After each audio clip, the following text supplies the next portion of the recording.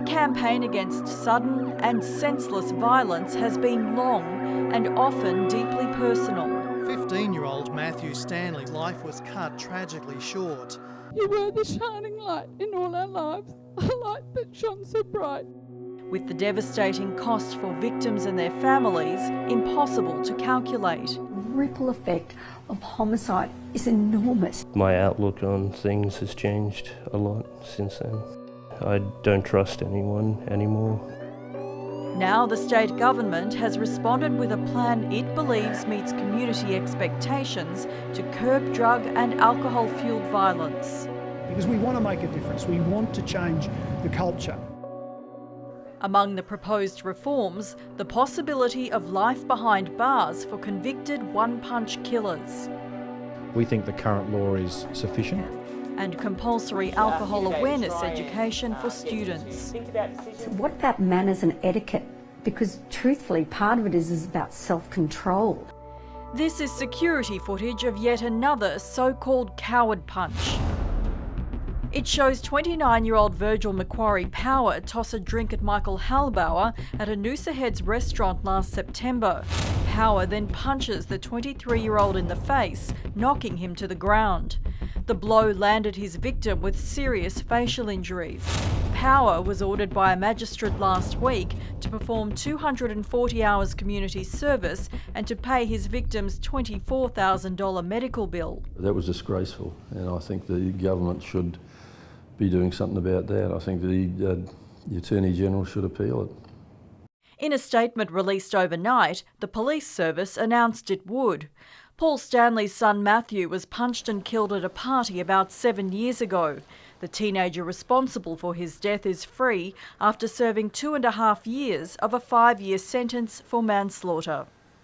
How has losing Matthew affected your life? Nicholas was badly affected and still is, and he's just coming back online again, I think.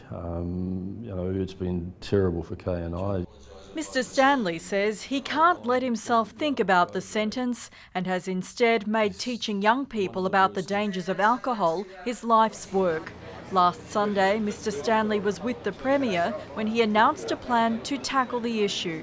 The community have said enough is enough when it comes to antisocial behaviour and aggressive and violent behaviour. Is this the sort of thing that you've been hoping for all these years?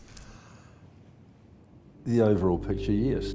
Most recently, 53-year-old Bruce Steenson and 45-year-old Wayne Dover died in separate assaults on the Sunshine Coast. Their alleged attackers are all aged in their 20s. There's always been that a level of violence. It's beyond me to understand now the level that the young people are going to. Paul Stanley says the government is right to want more students to learn about drug and alcohol-related issues, but he doesn't believe it's a job for teachers. I'm talking about what happened to my son, and it's actually real. You're not going to have the same impact with the young people. Somebody standing up and saying, oh, this guy that I know, his 15-year-old son went to a party, got bashed so badly that they had to switch his life support system off. 18 years down the line, we are still impacted by this when one other person chose to end my son's life. Cheryl Thorpe's 16-year-old son Kane also suffered fatal injuries after he was assaulted at a New Year's Eve party in Brisbane. Like Paul Stanley, she believes the government should invest in existing programs like this one offered to high school students through the Royal Brisbane and Women's Hospital.